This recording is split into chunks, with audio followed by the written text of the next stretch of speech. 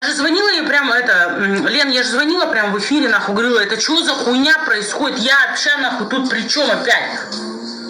И опять такая хуйня. Вот опять такая хуйня. Вроде была модер, которая блокировала многих. В розовой кофте такая, которая писала всем нахуй с эфира, идите нахуй отсюда, если вы не платите денег за...